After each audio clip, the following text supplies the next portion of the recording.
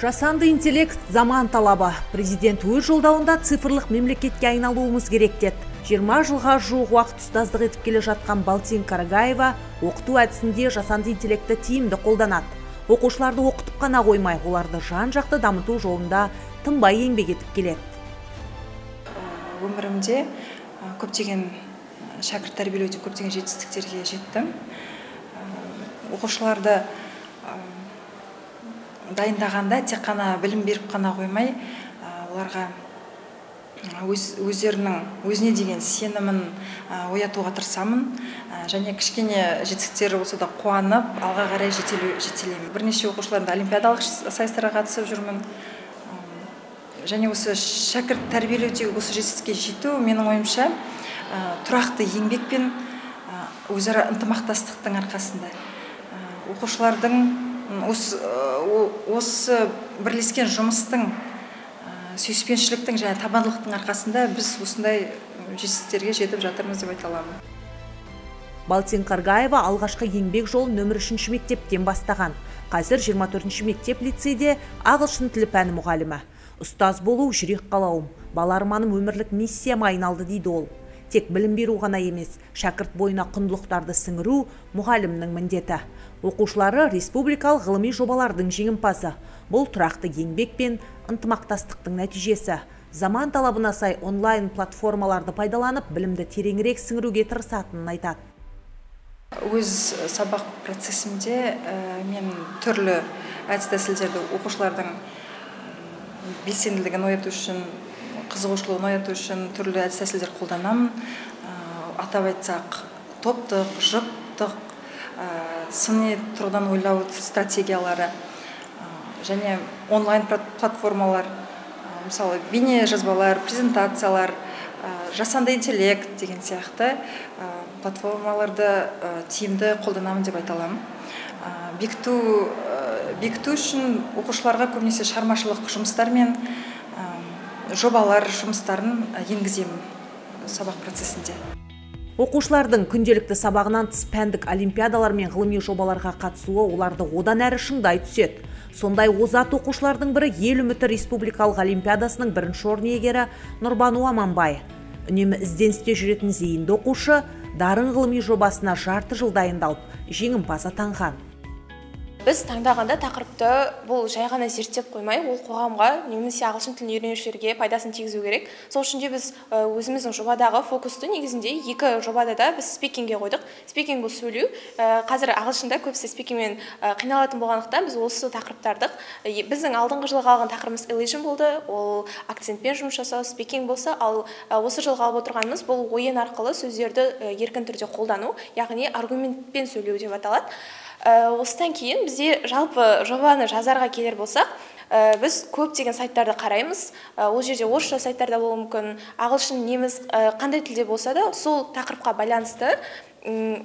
байланысты жобаларды табуға тырысамыз және осыны өңдейміз.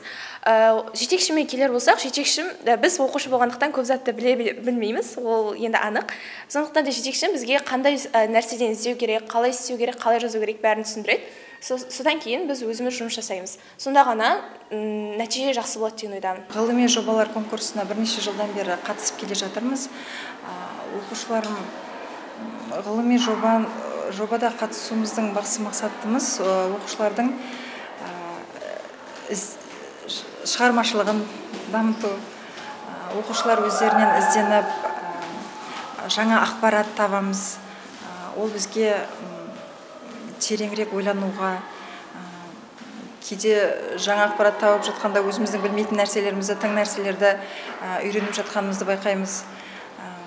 Және әрине ғылыми жоба конкурсының өзінде оқушылар бір-бірімен тәжірибе алмасады, жаңа ақпараттар жинап, одан сайын өзін дамытуға, өз-өзіне деген сенімін арттыруға бірден-бір мүмкіндік деп ойлаймын ғылыми жобамен айналысу. Раушан Есполсын 11 сынып оқушысы, республикалық олимпиада мен ғылыми жобалардың жеңімпазы. 4 сыныптан бастап тіл үйрету қосымшаларына барып білімін жетілдіріп отырған. Болашақта мұғалім болуды армандайды. Мен өзімнің құрбымменен бірге ғылыми жобаларға қатысқан болатынбыз, қалалық дарын ғылыми жобасына. Сонда біз өзімізге ұнаған тақырыптарды ол көбінесе бізде грамматика жағына қарасқан болатын.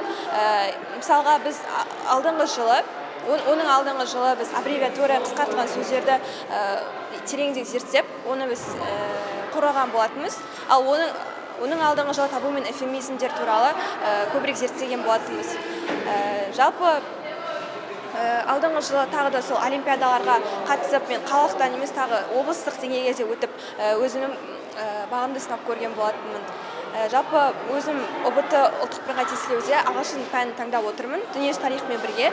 Менің жетекшімнің дайындауының арқасында, олимпиадаларға дайындауының арқасында мен осы халықаралық IELTS тестінен 6-5 ұпай жинаған болатынмын. Себебі осы олимпиадаға келетін сұрақтар осы IELTS-тіріне көмектескен болатын, яғни эссе жазуға көмектесті, текстер оқуда немесе бір тыңдалым жасауда көп септігін тигізген болатын. Балтин Қарғаеваның оқытушылық шеберлігін әріптестері жоғары бағалайды. Мектеп ұжымы осы оқу жылында үздік педагог атағына үміткер ретінде ұсынбақшы. Ұлттың ісі ол көптің ісі. Көп кісі керек. Сол көп кісінің біреуі біздің мектебіміздегі керемет мұғалім біреуі Балтин Қарғаева. Ағылшын пәнінің мұғалімі, педагог зерттеуші, тамаша мұғалім, болашағынан үлкен үміттер күттіретін мұғалім. Бұл мұғалімнің біз үлкен үміт күтіп отырмыз. Қазақстан Республикасы бойынша үздік педагогқа ұсынып отырған мұғалімдеріміздің бірі. Қызметтерін жеке басқа емес, осы халыққа арнайтын жас лек өсіп келе жатыр ұстаздардың. Мұғалімдер сапында сондай керемет жас мұғалімдеріміз бар. Мені бұл үлкен үміттерді жетелейді, қуантады. 24-ші мектеп лицейде 54 мұғалім, 604 оқушы бар. Мектептің білім сапасын арттырып, нәтиже көрсетіп жүрген ұстаздар жетерлік.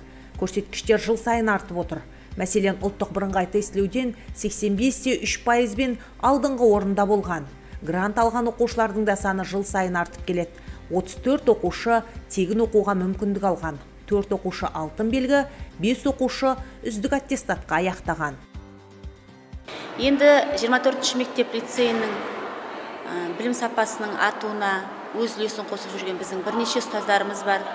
Оның бірі Қарғаева Балтин мұғалімқызы. Одан да басқа біздің бірнеше осы мектеп лицейінің атын жоғары деңгейде шығаруға, сапасын көтеруге бірнеше өзінің еңбегін сіңіріп жүрген мұғалімдеріміз бар. Әлбаева Балмия Турабековна, ардагер ұстазымыз, Құлсымақова Айша апайларымыз, Менкеева Шынар Жандырбаевна, Бекетаева Айман Нұрлыевна, Авезова Күнсұлу Тоқмұратқызы. Енді бізде бірнеше мұғалімдер бар. Оның барлығын айта берсек, Орынбаев Саттығұлова Раджаевич, Садирова Нұрбибі Құрманғасовна деген бірнеше мұғалімдеріміз бар. Енді ол кісілердің барлығының еңбегі ұшан теңіз осы мектептің білім сапасының артуына.